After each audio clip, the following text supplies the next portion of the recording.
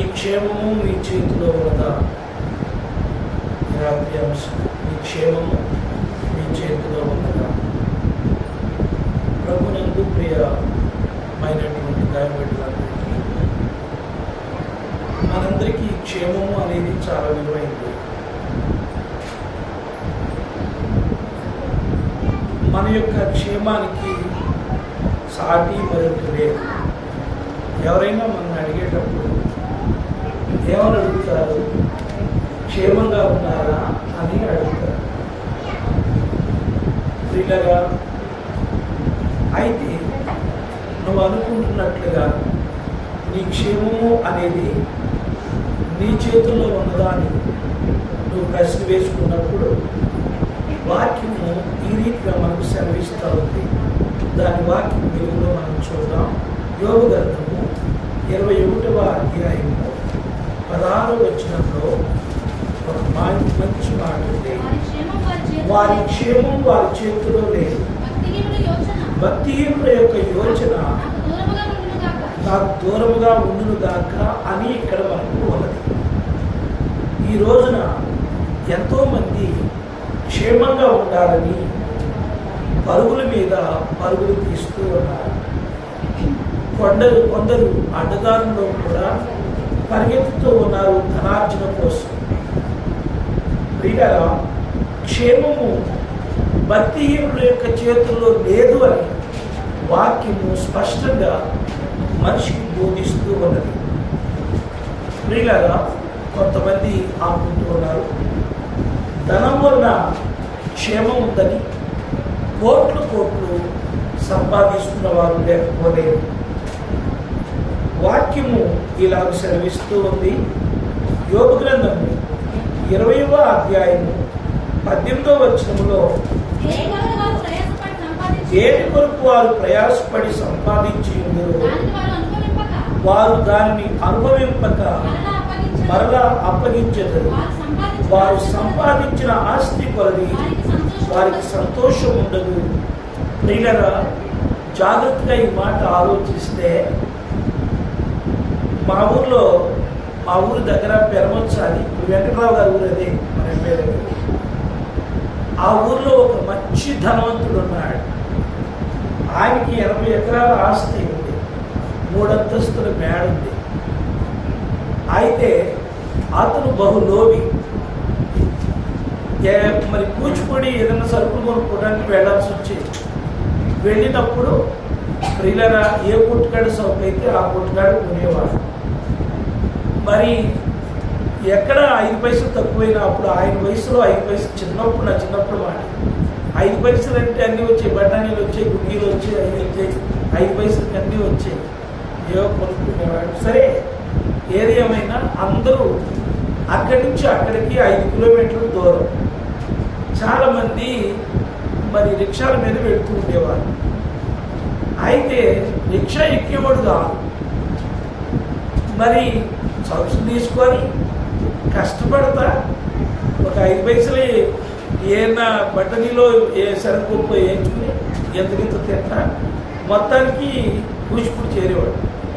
కూచిపూడి చేరి తనకు కావలసిన ఖర్చులన్నీ తీసుకొని ఏదన్నా ముదురుకండి అయినా సరే ఒక 5 పైసలు తగ్గుతుందంటే అదే తీసుకొని ఆ గింజలు వేసుకుంటా ఆ కొన్న నెత్తిపై పెట్టుకొని నడుస్తారు. కొంతమంది మీకు తెలుసు, ఏ ఆధారం లేకుండా నడిచేస్తారు. నడుచుకుంటా పెరుమొచ్చి చివరికి అతను మరి పెంచుకుంటూ ఒక అబ్బాయిని పెంచుకున్నాడు. తదనంతరం ఆ ఆస్తిని ఆ కుర్రోడికి వచ్చింది. వీళ్ళనా మీరు నమ్మండి, వీడు చిన్నప్పటి నుంచి అధికారంగా పెంచారేమో, చివరికి గొర్రె పంద్యాలని, కోడి పంద్యాలని, పేకాట్లని మొత్తం ముసలాయన చనిపోయిన తర్వాత ఆస్తి అయింది. ఈయన దగ్గరకు వచ్చిన తర్వాత ఆస్తి పోవడానికి ఒక 5 సంవత్సరాలు మాత్రమే పడింది. 80 ఎకరాలు. ఆ ఊళ్ళో గొప్ప శ్రీమంతుడు ఆయన, ముసలాయన కష్టపడి సంపాదించాడు. అందుకని ఇక్కడ ఏమంటున్నా చూడండి, దేని కొరకు వారు ప్రయాసపడి సంపాదించి ఉండిరో దానిని వారు అనుభవింపక మరలా అప్పగించారు. ఎవరికి అప్పగించాడు? ఇప్పుడు ఈ ముసలాడు ఆ దత్తుడికి అప్పచెప్పాడు. అయితే వారు సంపాదించిన ఆస్తి కొలది వారికి సంతోషం ఉండదు. చూడండి, ఆ ముసలాడు సంపాదించాడు పాపం, కానీ తిన్నాడా?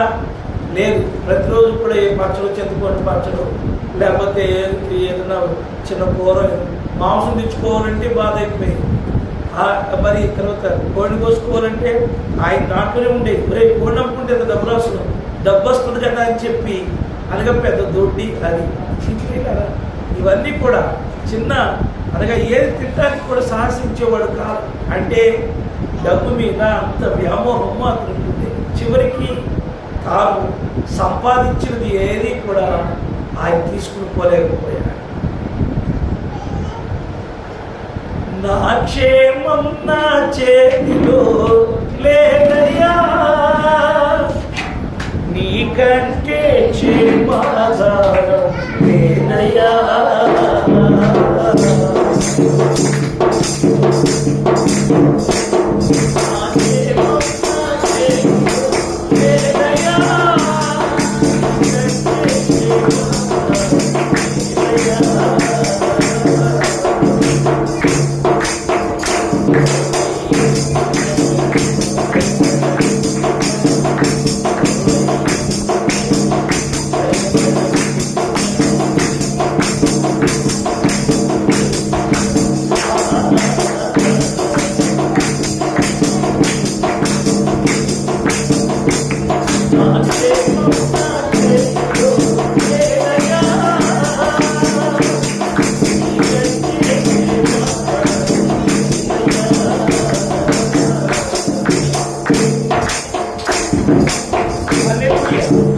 నిజముగా మన క్షేమం మన చేతిలో లేదండి.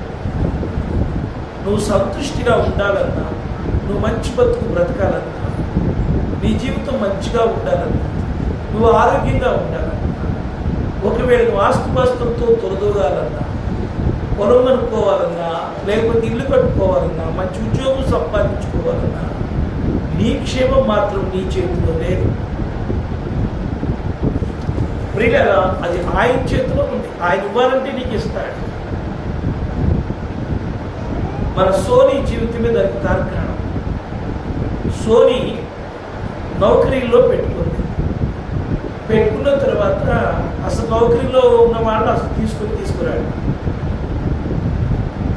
మరి కంపెనీలన్నింటిలో పేరు వచ్చినటువంటి కంపెనీ సోనీ చేసే కంపెనీ, ప్రపంచంలో ఉన్నటువంటి 10 పెద్ద కంపెనీలలో ఇది ఒక కంపెనీ. మరి ఆమె ఎందుకో అప్లై చేసుకుంటే మరి వాళ్ళు పిలిస్తే ఈమె ఎన్నిసార్లు ఫోన్ చేసినా వాళ్ళు ఏమో ఖాతరు చేయడం లెక్క చేయడం. ఎందుకులే, నాకు అంత పెద్ద కంపెనీలో జాబులు వస్తాయా ఇదని చెప్పి వదిలేసుకుంటాం. అది చాలా గొప్ప పెద్ద కాలేజీలో చదివించిన వాళ్ళకి ఇచ్చే కంపెనీ అది. అంత మరి ప్యాకేజీలు అట్లా ఉంటే అసలు ఆ కంపెనీ దగ్గరికి వెళితే వాళ్ళ దివాసీ ఖరీదు కూడా మనకు ఉండదు అనమాట. అంత గొప్ప కంపెనీ అనమాట. ఈసారి మమ్మల్ని తీసుకెళ్తాను. నానా పోయినసారి అత్తమామని తీసుకెళ్తాడు. ఇంటాక చూశారు, అమ్మో నా కోడలకి ఎంత పొజిషన్ అని. ఈసారి మిమ్మల్ని తీసుకెళ్తాను. మేము వెళ్తాం, మీరు వచ్చినాక మీకు చెప్తాం. సరే, అది అనిపించండి. ఇంటర్వ్యూకి అని చెప్పి సరే ఇలా ఆయన అన్నాడంట విజయ్ గారు, అన్నిసార్లు చేస్తున్నాను కదా, ఒకసారి వెళ్ళి చూడు అన్నాడు. చూడంటే వెళ్ళిందేమో. వెళ్తే ఏమేమో అర్థం కావట్లేదు. అక్కడ ఉన్నటువంటి పొజిషన్, అక్కడ ఉన్నటువంటి అనేక మంది జనాలు, పెద్ద వాళ్ళు వచ్చి కూర్చున్నారంటే ఇంటర్వ్యూ కోసం. ఆ కంపెనీ పాటలుగా కొన్ని 100 మంది వచ్చింది. సరే, ఇంటర్వ్యూ జరుగుతూ ఉంది. ఆ తర్వాత ఇక 1, 2, 3 అట్లా చెప్పుకుంటూ వెళ్ళింది. వాళ్ళకి రౌండ్లు వేసుకుంటూ వస్తున్నారు, గడ్డి ఫిల్టర్ చేసుకుంటూ వస్తున్నారు. అంతమందిని కొంతమంది తీసేసుకుంటారు, రోజుకి కొంతమంది తీసేసుకుంటూ వస్తున్నారు. చివరికి ఏదో తప్పుతుంది. నిజంగా చెప్పాలని నా కూతురని కాదు, కానీ చాలా తెలివిగా ఫార్మసీలో మాత్రం ఇవాళ నేను వెళ్ళొచ్చిన మందులు ముందే చెప్పేసింది నా గురించి. ముందే చెప్పేసింది, పలానా డాక్టర్ దగ్గరికి పెట్టి నీకు సులువు అవుతారు, పలానా మెడిసిన్ ఆడిస్తారు, పలానా ఇట్లా అది నేనంతా చెప్పాను కదా నాన్న, నేను వెళ్ళమని, నువ్వు అక్కడికి వెళ్ళావు, ఇప్పుడు నీకు పూర్తిగా నయం అవుతుందని చెప్పి. అట్లాగే 2 రౌండ్లు అయిపోయినాయి. మరి అన్ని రౌండ్లు అయిపోయినాక లాస్ట్ రౌండ్ వచ్చింది. అక్కడికి పెద్ద మేనేజర్, ప్రపంచానికి సంబంధించిన, ప్రపంచం మొత్తమే ఉంది కంపెనీ, అయితే పెద్ద ఆయన వచ్చాడు. వచ్చి ఆయన ఇంటర్వ్యూ లాస్ట్లో అనుకున్నట్ట పిలుస్తున్నప్పుడు ఏమీ బయటకు వచ్చింది. అసలు నాకు ఏమొచ్చని చెప్పి ఇట్లాగా ఒకటే అనుకుందటండి, ప్రభా ప్రార్థన అంట. కూర్చుని బయట కూర్చుని, అయ్యా నీ చిత్తమైతే నన్ను చేస్తావు, నా క్షేమం నీ చేతిలో ఉంది, కాబట్టి నువ్వేం చేస్తావు, నీ చిత్తమయ్యా అనుకొని ప్రార్థనే చేసుకుంటుందంట. ఏడుతుందంట, కన్నీళ్ళు కాలుతుందంట. ఏమైనా పరిస్థితి ఏంటంటే దేవుడు లోపలికి వాళ్ళు అడుగుతున్నారు. చాలామంది ఉంటారు కదా, 8 మంది 9 మంది ఉన్నారు. వాడు ఒక్కొక్కటి అడుగుతుంటే దేవుడు వాళ్ళకి తగినటువంటి సమాధానం చెప్పేటువంటి జ్ఞానం దేవుడు ఆ బయటకు ఇచ్చాడు. చెప్పుకుంటా వచ్చింది ఫైనల్ రౌండ్. ఇక లాస్ట్ దాంతో ఉద్యోగం వచ్చేసింది. ఇక అప్పుడు ఈ అడుగుతూ మొదలుపెట్టిన దగ్గర నుంచి ఆ చివరికి వచ్చేటప్పటికి దగ్గర 1 వారం రోజుల పైనే పట్టిందండి. 1 వారం రోజులు 10 రోజులు పట్టింది అంటారు. చివరి రౌండ్ వచ్చేటప్పటికి ఒక ఆయన వచ్చాడంట. ఆయన క్రిస్టియన్ అంట. ఆయన మన భాష రాదో ఏదో తెలియదు. మొత్తానికి ఆయన అడిగేటంట ఇంగ్లీష్లోనే, అంతా ఇంటర్వ్యూ అంతా ఇంగ్లీషే, తెలుగు ఏమో ఉండదు అసలు. ఇక అడిగితే అప్పుడు తర్వాత అడిగాడు, మీ ఫాదర్ గారు ఏం చేస్తాడంటే పాస్టర్ గారు చెప్పిందండి. ఆయన కూడా క్రిస్టియన్. రిలాగా గమనించండి, ఏ క్రిస్టియన్ అయినా ఏదైనా ప్రశ్న సమాధానం చెప్పితే లేదు. కానీ ఫైనల్ డెసిషను ఇంతమందిగానే ఉంటుంది కదమ్మా, వాటిలో వాళ్ళకి ఇవ్వాల్సిన వాళ్ళకి ఇస్తారు అన్నమాట. దేవుని స్తోత్రం. రిలాగా ఆ రోజున 8-10 రోజులు అయిపోయిన తర్వాత నాకు ఫోన్ వచ్చింది. మేము అప్పుడు ఎక్కడున్నామంటే అది పెళ్ళికి వెళ్ళాం. అదే వాడు పల్లివాడు వెళ్ళాం, చిన్న పల్లివాడు వెళ్తే ఆ పల్లివాడలో ఫోన్ చేసి ఏంటో ఇప్పుడు చేస్తున్నది, మేము పెళ్ళిలో ఆర్పాటంలో ఉన్నాం. ఇక తర్వాత ఒకసారి తర్వాత చేస్తారమ్మా అని అన్నాను. ఆ తర్వాత ఓరు వచ్చేస్తుంది, పెళ్ళి ఓరు వచ్చేస్తుంది, బయటికి పోయి పెట్టారు. ఇక బయటికి వెళ్ళిన తర్వాత కాసేపు నాకు ఇక నాన్న అర్జెంటు కొంచెం బయటికి రా ఫోన్ చేసిన తర్వాత చెప్పింది, నానా నీ కూతురు కంపెనీ నోవాటిస్ కంపెనీలో ఒక ఎంప్లాయ్ అయింది నాన్న అని ఏడ్చేస్తుందా. అసలు నోవాటిస్ కంపెనీలో కొడతాను నేను ఏనాడు అనుకోలేదు. అంత కంపెనీలో అమ్మా ఫార్మసీలో బెస్ట్ కంపెనీ, ది బెస్ట్. ఇక్కడ తయారైన డ్రగ్గే 70 కోట్లు 80 కోట్లు 100 కోట్లు అట్లా డ్రగ్. అంత క్యాన్సర్ కార్డు తయారు చేస్తున్నారు. ఇంకా చాలా భయపడి ఏం చేసిందండి. నాకు అసలు జాబ్ వస్తుంది. ప్రియులారా, ఎందుకు చెప్తున్నానంటే ఈ మాటలో నా కూతురు గొప్పతనం గురించి మీకు చెప్పటం కాదు. సోని క్షేమము దేవుడి చేతిలో ఉంది. ఆ క్షేమాన్ని దేవుడు ఆ బిడ్డకి ఇచ్చాడు.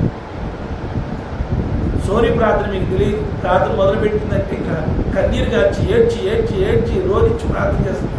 ఆ పిల్ల తక్కువదే కాదు. ప్రియులారా, అలాంటి ప్రార్థన పదాలు మరి అంతంటే చేసేస్తుంది, లేకపోతే ఇవ్వాలంటే ఇచ్చేస్తుంది. అలాంటి తెగింపు కలిగిన మనిషి అన్నమాట. కాబట్టి ప్రియులారా, నేను ఎందుకు చెప్తానంటే ఈ మాట, మన క్షేమము మన చేతిలో లేదు, అది ఆయన చేతిలో ఉంది. ప్రియులారా, ఈనాడు అనేకులు చూసినట్లయితే ధనములో క్షేమం ఉందని చెప్పి కొంతమంది భావిస్తున్నారు, కొంతమంది సంపాదిస్తున్నారు, దాన్ని తన వెనుక వారికి అప్పగిస్తున్నారు. వస్తువు వాక్యం ఏమి చెప్తుందంటే, వస్తువు మనం ఈ లోకంలోకి ఏమి తీసుకురాలి, పోతూ ఈ లోకంలోనికి మనం ఏమి తీసుకుని పోలేదు. భక్తిహీనులకు ఆస్తి పెరిగే కొద్దీ వాళ్ళకి సంతోషము దూరం అవుతుంది. ప్రియులారా, గమనించండి, ఎలా దూరం అవుతుంది? ఆస్తి పెరిగిన కొలది ఇంటి చుట్టూ మనుషులు ఎక్కువ అవుతారు. బెల్లం చుట్టూ ఈగలు మోగినట్టుగా ఆస్తి పనుల చుట్టూ మనుషులు ఎక్కువ ఉంటారు. ఆస్తి ఎక్కువైనటువంటి వాడు పేదవాళ్లను నా చెల్లెనో నా తమ్ముడనో నా అక్కను నా చెల్లెను చెప్పుకోవడానికి ఇష్టపడడు. ఇతను వెళ్ళిపోయి ధనవంతుల్లో కలవడానికి ఇష్టపడతాడు. ప్రియులరా, ఆస్తి పెరిగినటువంటి వాడు ధనమెచ్చిన మదమెక్కుననుంది వాక్యం. ధనం ఎవరికైతే ఎక్కువ అవుతుందో ప్రియులరా వాడికి గర్వం కూడా ఎక్కువైపోయింది. కాబట్టి ఇక్కడ ఎప్పుడైతే ఆస్తి పెరిగిందో ఆ ఆస్తికి ఆ ప్రియులరా డబ్బు తీసుకుని పోయి బ్యాంకు లాకర్లో దాచుకుంటాడు, నగలు దాచుకుంటాడు, డబ్బు దాచుకుంటాడు, అంతా దాచుకుంటాడు, మేడలు కొంటాడు, మిద్దెలు కొంటాడు. ఇంటి దగ్గర అతను మరి ముందుగా చిన్న దడిగు కట్టుకున్నవాడు అమ్మా ఇప్పుడు చుట్టూరు ప్రహరీ కడతాడు. ఆ ప్రహరీ కట్టిన తర్వాత చిన్న ఇల్లున్నవాడు పెద్ద ఇల్లుగా మార్చుకుంటాడు. దాన్ని అనగా ఇంకా డబ్బు వచ్చిన కొద్ది అది కూడా పడేసి పెద్ద మహాలుగా కట్టుకుంటాడు, పెద్ద రాజదర్బార్ చేసుకుంటాడు. అయితే మరి ధనం బాగా ఉన్న కారణాన ఎవరు ఏ నక్సలైట్లు వస్తారు, ఏ దొంగలు వస్తారు, ఎక్కడ పట్టుకుపోతారో డబ్బని అనగా చాలా జాగ్రత్తగా సెక్యూరిటీ కాపలా పెట్టుకుంటాడు. తర్వాత అది కూడా చాలక మరి ఇతను రాత్రి పూట ఎక్కడైతే డబ్బు ఉంటుందో ఆ బీరువా దగ్గరే పడుకుంటాడు, దాకా చూసుకుంటూ ఉంటాడు. ఎవరు వస్తారో, ఎవరు చంపుతారో, నన్ను ఎవరు పట్టుకెళ్ళిపోతాడు, సరైనటువంటి అనగా నిద్ర కూడా తనకు ఉండదు. ప్రియులారా, ఈ రీతిగా ధనం ఇచ్చిన కొద్దీ కూడాను ఆరోగ్యానికి క్షేమం ఉండదు, అనగా మన యొక్క జీవితానికి ఒక మంచి క్షేమం ఉండదు. ప్రియులారా, ధనవంతులు చూడండి, నువ్వు నిబ్బరంగా నడిచిపోతావు చక్కగా, కానీ ధనవంతులు చుట్టూరు అటు పక్కన ఇటు పక్కన సెక్యూరిటీ లేకపోతే వెళ్ళడు. ఎందుకంటే ఎవడు పొడి చేస్తాడు, ఎవడు చంపేస్తాడు, ఎవడు ప్రియమైన దేవుడు పెట్టారు. అందుకని ఇక్కడ అంటున్నాడు, మనం ఈ ఏమీ తీసుకుని రాలేదు, పోతూ ఏమీ తీసుకుని వెళ్ళలేము. భక్తిహీనునికి ఆస్తి పెరిగిన కొద్దీ సంతోషము దూరమగును. అయితే దేవునిలో ధనవంతులు అయితే ఆస్తి ఎంత ఉన్నా వారు ఈ లోక ధనవంతుల జాబితాలో కాక ఆశీర్వాదంగా పిలువబడుతూ ఉన్నారు. అట్టి ధనవంతులు వీళ్ళకి చూడండి, అబ్రహాం చూడండి బహుధనవంతుడు, ప్రియులరా ఇస్సాకు బహుధనవంతుడు, మరి తర్వాత యోబు బహుధనవంతుడు, యోసేపు బహుధనవంతుడు, తర్వాత యాకోబు బహుధనవంతుడు, దావీదు బహుధనవంతుడు, సొలొమోను బహుధనవంతుడు. అయితే ఇంకా ఎందరో ప్రియులరా ధనవంతులు ఉన్నారు. ప్రియులరా, అయితే అనేకులు ధనవంతుల గురించి అంటారు. చూడండి, ఇప్పుడు వీళ్ళందరూ ధనవంతులే. ధనవంతులైన వాళ్ళ ఆస్తిని వాళ్ళు ఆస్తి మీదనే ఆధారపడలేదు, వాళ్ళ డబ్బు మీదనే వాళ్ళు ఆధారపడలేదు, వారు మరి ఉన్నటువంటి దేని మీదను కూడా వాళ్ళు ఆధారపడలేదు. వాళ్ళు ఆస్తి ఉన్న డబ్బు మీదనే ఆధారపడ్డారు. మీకు అర్థమైంది లేదు? యోబుకి ఎంత ఆస్తి ఉన్నా ఆస్తి మీద ఆధారపడలేదు. యోసేపు ఒక దేశం నుంచి బానిసగా పిలువబడ్డాడు, అయినప్పటికీ కూడా ఆ ధనం మీద ఆశపడలేదు. కనుకనే అతను అనగా ఐగుప్తి రాజ్యంకే రెండవ రాజు అయిపోయాడు. అబ్రహాం ఆస్తి మీద ఆధారపడలేదు.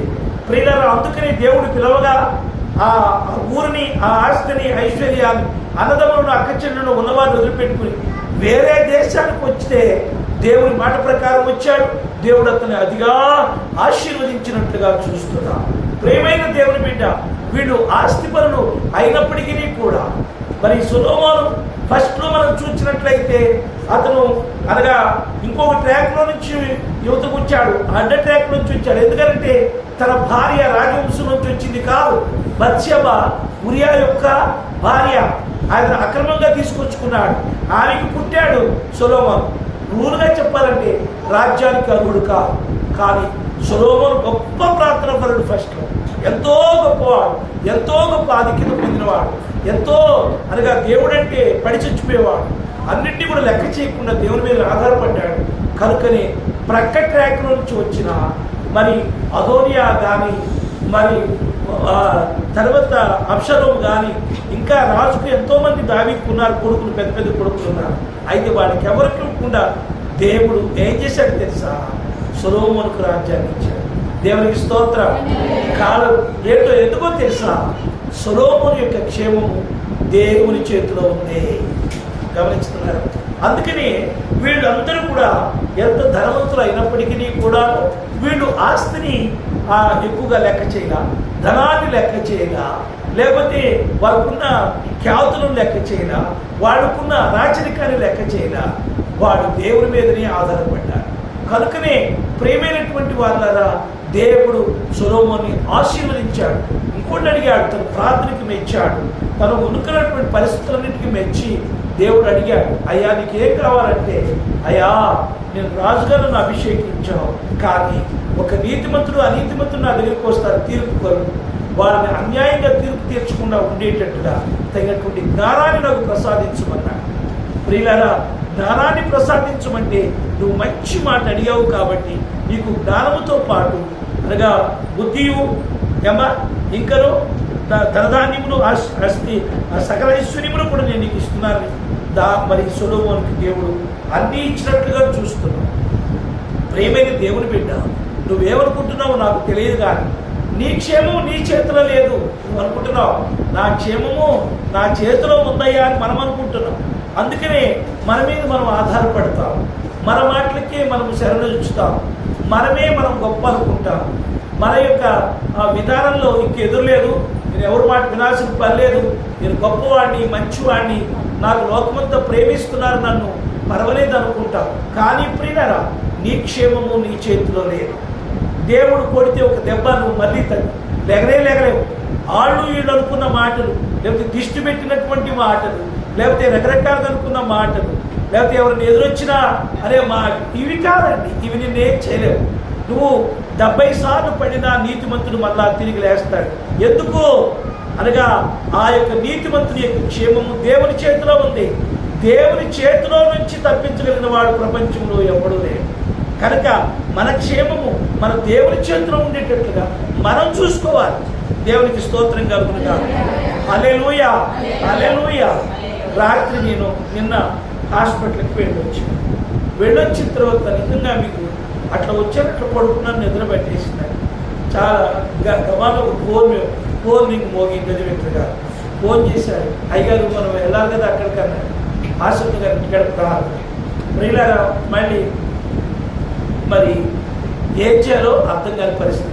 నాకేమో తికమకగా ఉన్నాయి, అసలు మత్తుగా ఉన్నట్టుగా తికమకగా ఉంది. ఏం చేయాలో అర్థం కాదు. అట్లగా లేచి స్నానం చేశా. మరి సరేనయ్యా 6:30కి రమ్మన్నా. అప్పటికి ఇంకా టైం అప్పటికే 6:05 అయిపోయింది. ప్రభు స్నానం చేసి బయలుదేరి ఒకటే అనుకున్నాను, ప్రభువా నేను నడవలేకపోతున్నాను, నుంచోలేకపోతున్నాను. మరి అక్కడ నుంచుని వాక్యం చెప్పాలి. తర్వాత మరి అయ్యా నాకు అసలు ఏం చెప్పాలో కూడా తెలవట్లేదు. గజిబిజిగా ఉంది నా హృదయం. నిజంగానండి ఇదే అనుకున్నాను, దేవుడి చదువు చెప్తున్నాను. గజిబిజిగా ఉంది. ఏమితో కూడా ఏం చెప్పాలంటే నాకు అర్థం కావట్లేదు, రకంగా ఉంది మనసు, సంఘస్థుల చేత ప్రార్థన కూడా చేయొచ్చు అని కూడా చెప్పాను. ఆయన ఎలాగైతే బయలుదేరి వెళ్ళారు. అప్పుడు వరకు 3 పట్టుకుని నడిపించారు నన్ను చాలా వరకు కూడా. ఏది హాస్పిటల్కి వెళ్ళేదాకా, హాస్పిటల్కి వెళ్ళాక కొంచెం ఏదో రిలీఫ్ ఇచ్చింది, కానీ అయితే పూర్తిగా నడవలేని స్థితి ఉంది. ఎట్లాగైతే వ్యక్తి గారు బండి తీసుకొచ్చారు, బండి మీద కూర్చున్నా వెళ్ళారు. వెళ్ళిన తర్వాత అక్కడికి వెళ్ళాక ఒకటే ప్రార్థన చేసుకున్నా, అయ్యా నేను ఇక్కడికి వచ్చాను, ఏం చెప్పాలో అర్థం కావట్లేదు, మరి నాకు నువ్వే దారి చూపించు ప్రభు అంటే ఏదో వాక్య భాగాన్ని ఆయన పలా చూపించినట్టుగా చూపించి తర్వాత తీసి దాన్ని చూసుకున్నాను. మరి వాక్యం ముందు అన్నీ ఉన్నాయి. ఆయన మరి వ్యక్తిగా నా పక్కనే ఉన్నాడు, కానీ చెప్పించవచ్చు. కానీ ఆయన ఇంటి దగ్గర వాక్యం కాబట్టి ఆయన నేను చెప్తేనే ఇష్టపడతాడు. అసలు గంగలో కూడా ఎక్కువ % నా వాక్యం అంటే ప్రాణం ఇచ్చేస్తారు. అంత బాగా నా వాక్యానికి ఇష్టపడతారు. సరే మరి నేనే చెప్పాలి కాబట్టి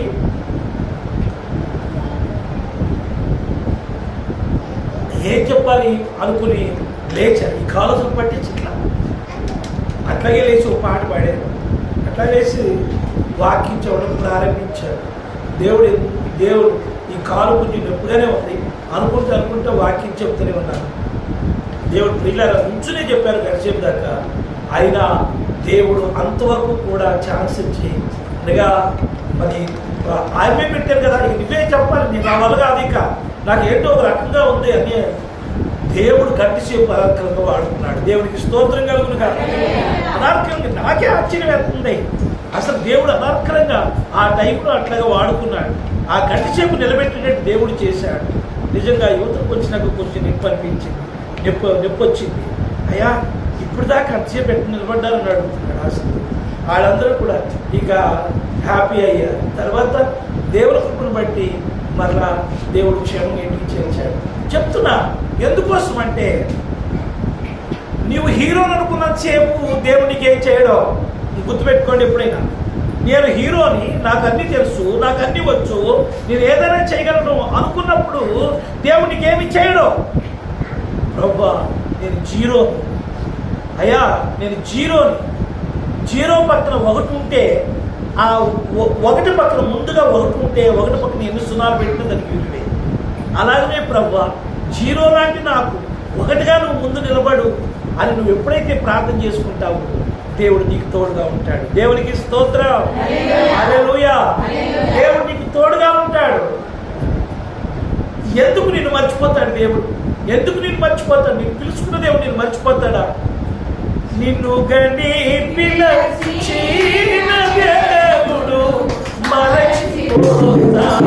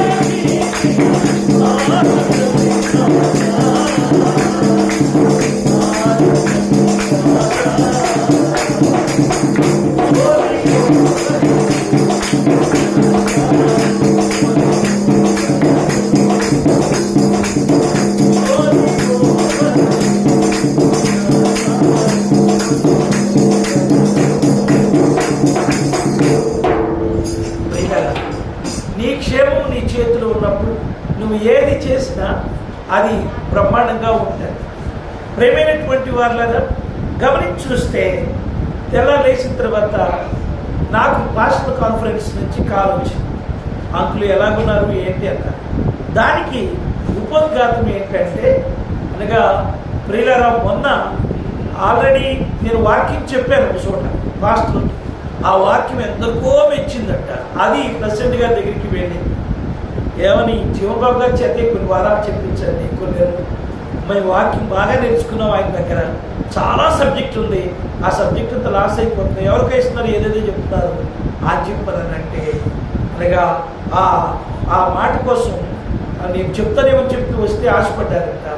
కానీ నాకు ఇంకా రాలేదని చెప్పి అనేటప్పటికీ చాలా నిరుత్సాహపడ్డారు. ఒక ఆయన ఫోన్ చేసి చెప్తున్నాడు, మీరు లేకపోతే అక్కడ లేనట్టే ఉందండి సభ, మీరు ఉంటే బాగుంటుంది అనగా అంతా ఏదో ఒక రకంగా ఉంది అని చెప్పి ఫోన్ వచ్చింది. కొద్దిగా మళ్ళీ నాకు ఫోన్ చేశారు తర్వాత కొంతమంది, ఇట్లా సంగతి అండి. ఫ్రెండ్లారా గమనించండి, నువ్వు ఎక్కడికి వెళ్ళినా దీవించబడాలన్నా, నువ్వు ఏది చెప్పినా దీవించబడాలన్నా, అనగా నీవు కాలు పెట్టిన ప్రాంతము ఆస్వాదించబడాలన్నా, నువ్వు ప్రార్థన చేసిన ప్రతి వారు దీవించబడాలన్నా, నీ క్షేమము ఆయన చేతిలో ఉంది. ఎందుకంటే ఆయనకు నువ్వు ప్రార్థన చేస్తున్నప్పుడు చూడండి, మార్కు సువార్త 10వ అధ్యాయము 24, 25, 26 వచనాలు చూడండి ఒకసారి. మార్కు సువార్త మార్కు 10వ అధ్యాయము 24, 25, 26 వచనాలు. అమ్మా, దేవుని రాజ్యములో ప్రవేశించుట కంటే ఒంటె సూది మధ్యములో దూరుట సులభము. అందుకు వారు అత్యధికముగా ఆశ్చర్యపడి, అట్లయితే 24 పిల్లలారా, తమ ఆస్తియందు నమ్మిక ఉంచువారు దేవుని రాజ్యములో ప్రవేశించుట ఎంతో దుర్లభం. ప్రియులారా, ధనవంతుడు దేవుని రాజ్యంలో ప్రవేశించుట కంటే వట్టి సూది బెచ్చములో దూరటము సులభము. ప్రియులారా, గమనించండి, లేఖనం చెప్తా ఉంది, జాగ్రత్తగా గమనించండి. పరలోకము చేరుకునేది ఎవరో దీనిని బట్టి మనకు అర్థమవుతుంది. పరలోకము మరి చేరకుండా ఉండేది ఎవరో ఈ వాక్యమును బట్టి మనకు అర్థమవుతుంది. తమ ఆస్తి యందు నమ్మిక ఉంచువారు అని ఉంది. ఆస్తి మీద, ఐశ్వర్యము మీద, ఘనత మీద, హోదా మీద ఎవరైతే వారి యొక్క మనస్సు నుంచుతారో వాళ్ళు ఖచ్చితంగా పరలోక రాజ్యములకు వెళ్ళరు. ధనం ధనం ధనమని ధనములో పడిపోకుమురా, ధనం ధనం ధనమని ధనములో పడిపోకుమురా, వంటి సూది బెచ్చములో దూరము, ధనవంతుడు పరలోక రాజ్యములో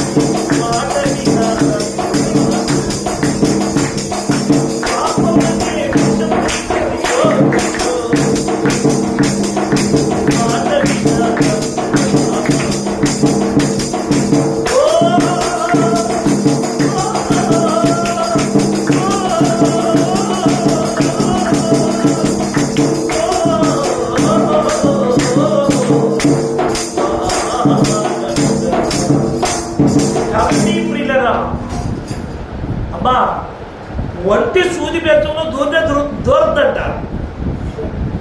అమ్మా ఇంటారా, అసలు వంటి సూది బెచ్చంలో దూరటువంటి వంతి ఎక్కడ, సూది బెచ్చం ఎక్కడ, అయినా దూరొచ్చు అంట. కానీ ధనవంతుడు మాత్రం దేవుని రాజ్యంలో ప్రవేశిస్తారు. చాలా మంది ప్రేమైనటువంటి వాళ్ళరా వారు డబ్బును చూసుకోరు. చాలా మంది డబ్బును చూసుకోరు.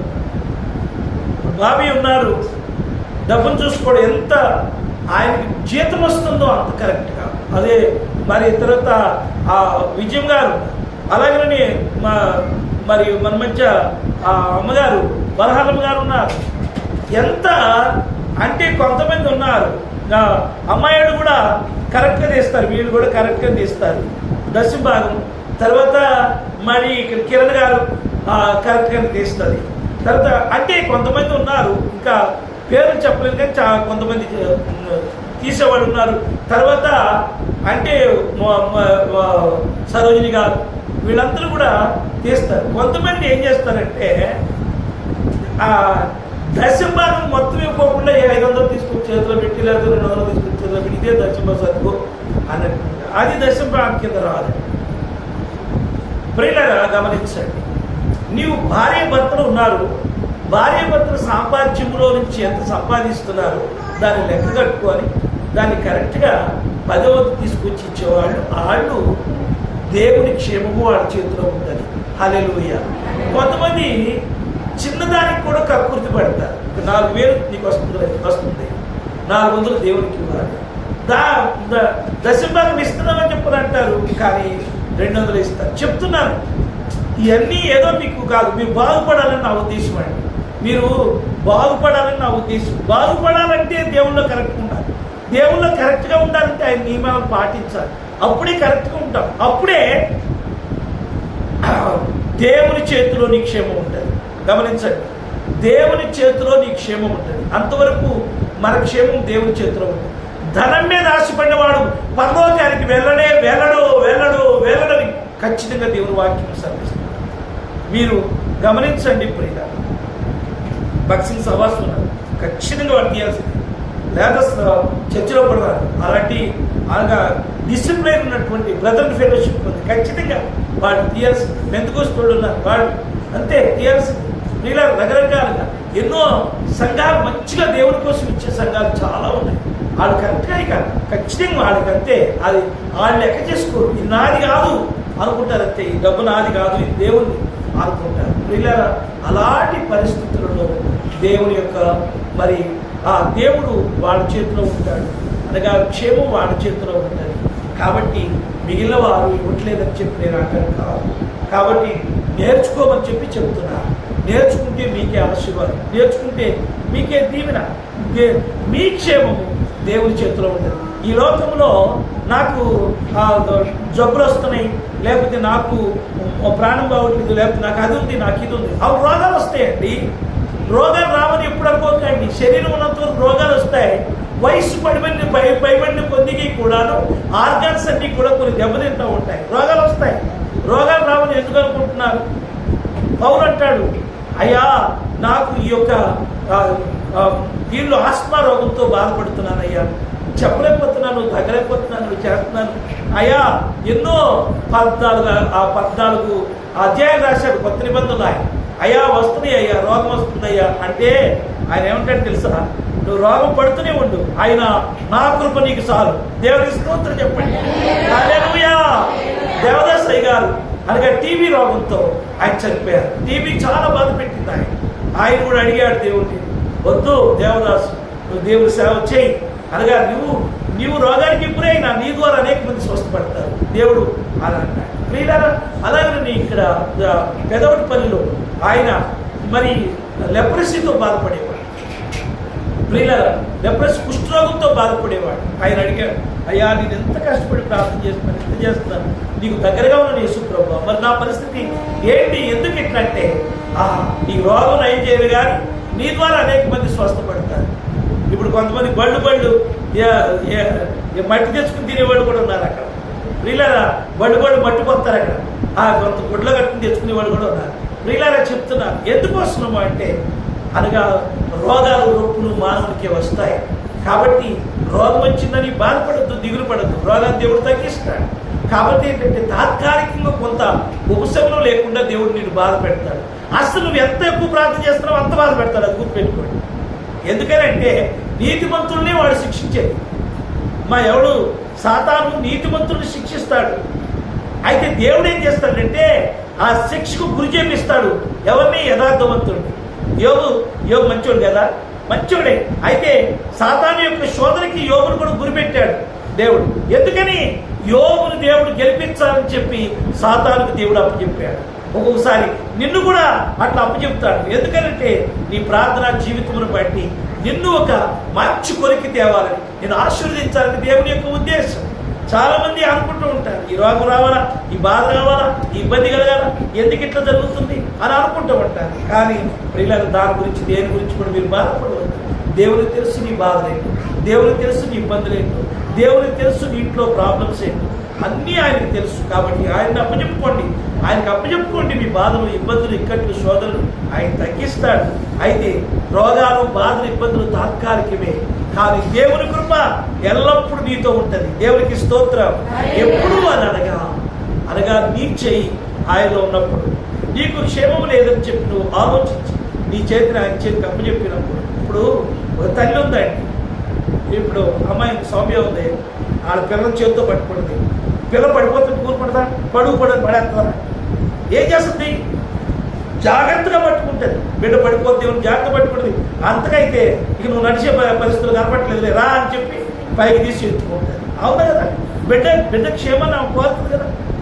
ఆ ఒక్కతే ఆమె క్షేమాన్ని కోరినప్పుడు ప్రపంచాన్ని సృష్టించిన దేవుడు అనగా మనందరి క్షేమం కోరడా, ఆయన కలుగ చేసిన వాడు ఆయన పట్టించుకోడా, ఆయనకి అప్పచెప్తే మనం అప్పచెప్పట్లా. కాబట్టి మన క్షేమాన్ని మనకు అప్పచెప్పట్లా. రాత్రి నేను అప్పచెప్పా, దేవుడు నాతో ఉన్నాడు. దేవునికి స్తోత్రం. నన్ను అంతసేపు వాక్యం చెప్పించాడు. ప్రియులారా, కాబట్టి దేవుని మీద ఆధారపడదాం, దేవుని కృపలో బ్రతుకుదాం, విశ్వాసంతో ఉన్నాం. ఈ డబ్బు, ఆస్తి, నగలు, ఐశ్వర్యము, ఈ యొక్క పొలాలు, పుత్రులు, నగలు, ఉద్యోగ హోదాలు ఏమీ కూడా దేవుని రాజ్యంలో పనికిరావు. నీ యథార్థత, నీ భక్తి, నీ యొక్క అనగా నీకున్నటువంటి దేవుని చేతిలో నీ చేపెట్టేటువంటి అనుభవం నువ్వు సంపాదించుకుని దేవుని కొరకు జీవించు. దేవుడి మాటలు దీవించును గాక. ఆమేన్.